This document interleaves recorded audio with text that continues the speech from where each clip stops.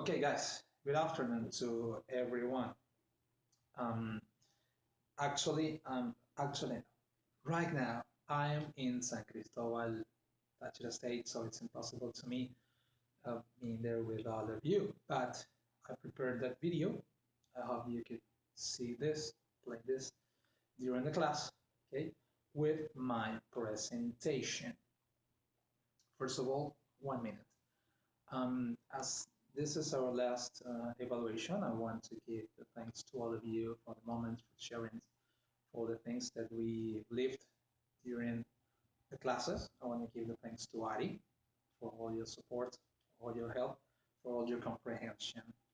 Really appreciate to all of you and my respects for all of you. Okay, thank you. Okay, let's start with the presentation. As you know, we're going to talk about the etiquettes and protocols. And my country today, it's Kenya.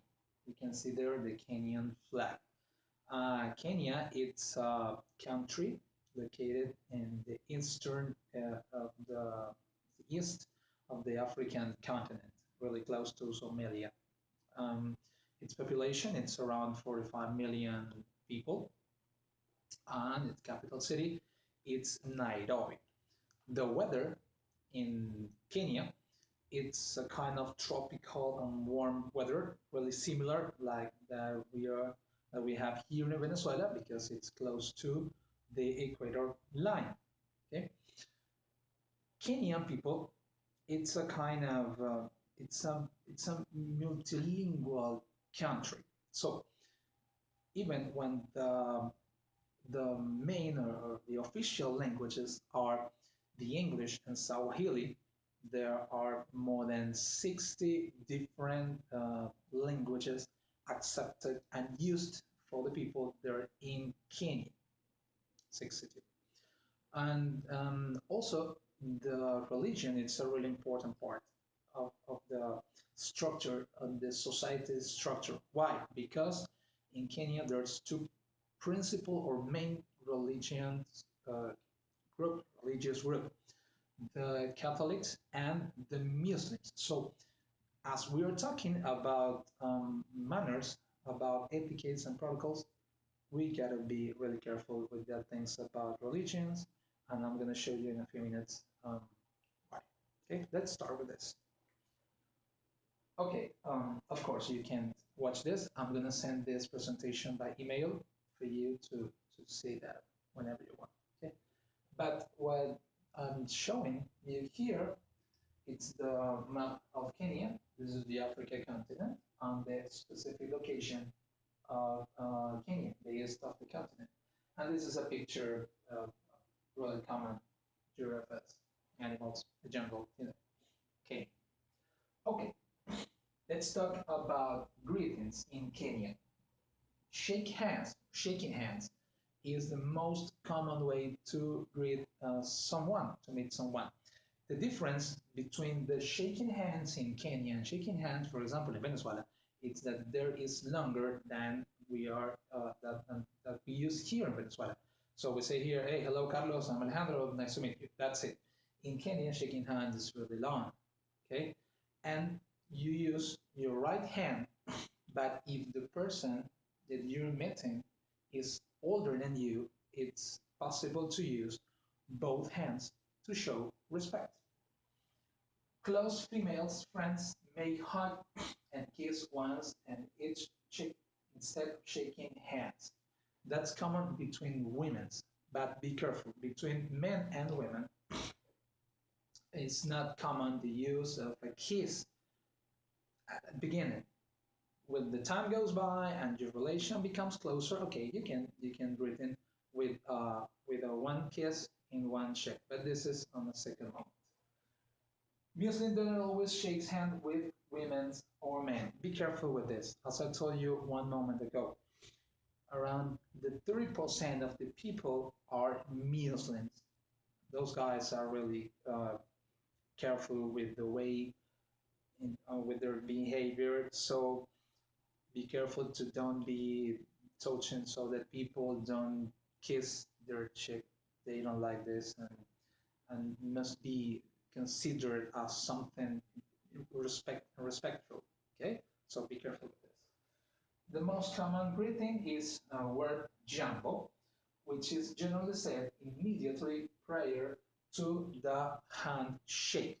Okay, so remember that I told you a moment ago there's two official languages, but there's a lot of non-official languages that are used for the people. So it's common to use this kind of words.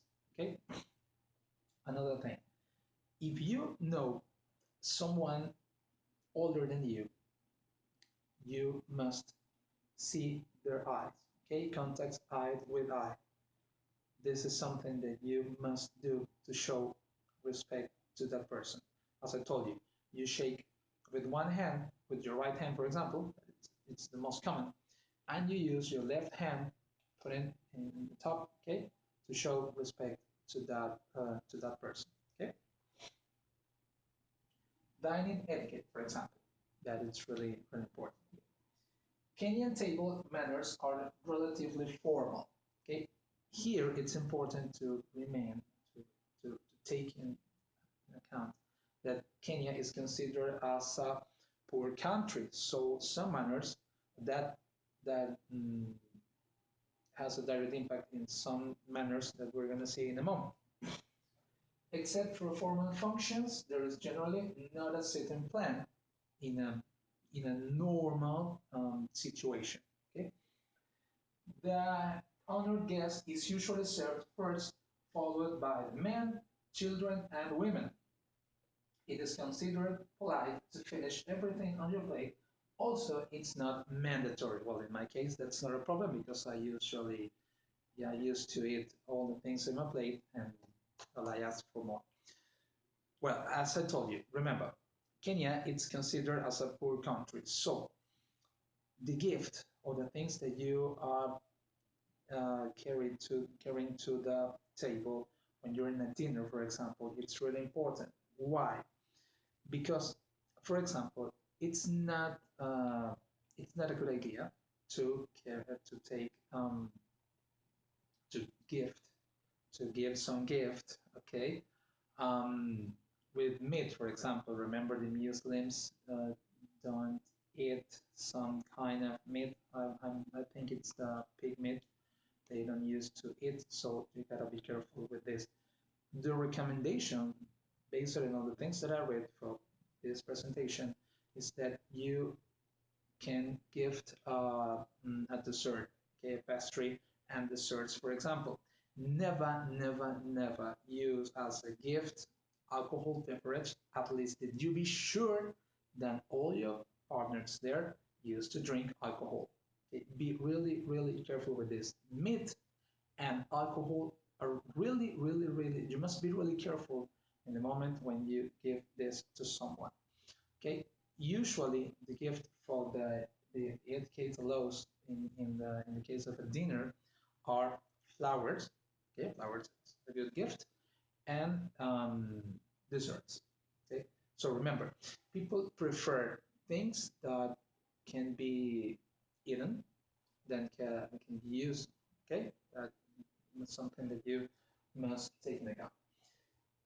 And finally, that's it. I have a mistake in the presentation. And finally, a comparison with Kenya and Venezuela, because I can see I have 9 minutes, so I'm gonna be close here. And the difference between Venezuela and Kenya. Venezuela, it's the Venezuelan society is the result of many um, different group of immigrants that came here in the last century. So we are a kind of mixture of all of a different cultures. The Europeans, the Asians, the Arabian groups, for example, and all the rest of the country, Latin America, South America, especially Colombia, Ecuador, Peru, for example. And so we are in Venezuela, we have a kind of manners that are the result of that of all that mixtures. So we are a really close people, a really warm people. You met a guy 10 minutes ago in the line in the bank, and now this is your friend. This is your closer friend in the world. So that's not common in the rest of the world. So the recommendation is in kind of Venezuela, a comparison, the manners in another countries, in this case Kenya, for example, and the Venezuelan manners and protocols and etiquette, it's that we are really an open mind people, as I told a minute ago, close people, and we must control this kind of things when we're traveling in the world to avoid problems uh, based on simple misunderstood. Venezuela, we didn't used to have a really strict plan about the way that people are sitting in the table, for example, at least in a normal situation, of course. The other thing is that for us in Venezuela, the family is one of the most important structures in society, as in Kenya too. Okay, Kenya, it's a society where the concept of a group it's really important, as we here in Venezuela too think that the family, the groups are really important. So in normal situations, Venezuelan people and Kenyan people won't have um, problems in a direct relation. For example, even always if the Venezuelan just put a little stop, okay, little stop. So you can be the Kenyan people are not your friend of the life, so you must show some respect, and I'm sure you won't have problems. Well, that's my presentation. 12 minutes.